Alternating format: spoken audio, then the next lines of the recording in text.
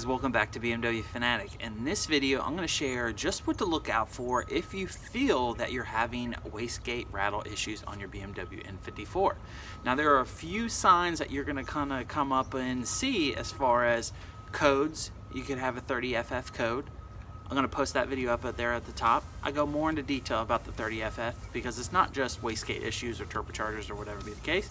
It's a bunch of other things that lead into that. So if you're starting up your car and you hear some kind of rattle noise right off the bat, that is a pretty early, easy identification as far as a wastegate rattle, because the wastegate actuator arms are obviously free playing in there, and therefore they're going to rattle on startup, they're going to rattle on decel when you're accelerating and then letting off the gas again, they're going to rattle. Now the JB4 and MHD can help eliminate the rattle temporarily as far as a fix goes, just by adjusting that wastegate arm out. Now coming over to the engine bay, I'm going to show you as far as an easy check to be able to see if you can rule out your wastegates. Now outside of just the sound, because that's an early indication, but let's say you don't have that much wastegate rattle sound, or you're not 100% sure, this check will be able to easily show you that it's in fact a wastegate issue or not.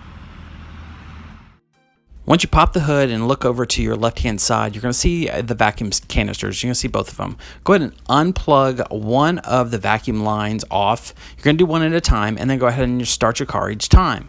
What this is doing is help eliminating and taking the pressure off whatever wastegate that is plugged into. Therefore, if you start it up and it doesn't rattle, therefore you know for a fact you have wastegate issues.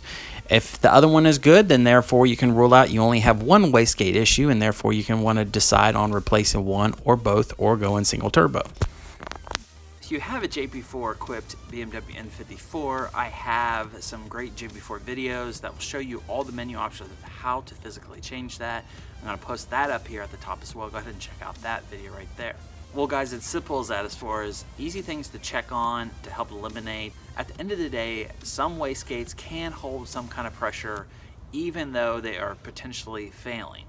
Now depending on how much PSI they can hold and for how long they can hold, that all depends on just your condition of your wastegates itself, and therefore when you'll have to physically replace your entire turbochargers because the wastegate's attached to the turbo.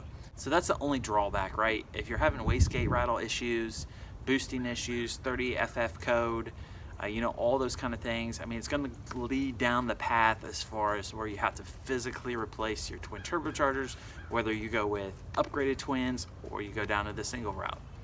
Well, everyone, check it out. Let me know down in the comments section below how yours are doing. I have 155,000 miles on mine currently today. They are still original. They were never replaced by BMW or anybody else after all the mini checks that I did, and they are still boosting perfectly fine, 18, 19 PSI with the back end flash that I have currently now, and all is well and no rattle. Thanks for stopping in, and as always, please be sure to subscribe, like, and then comment. Check you later.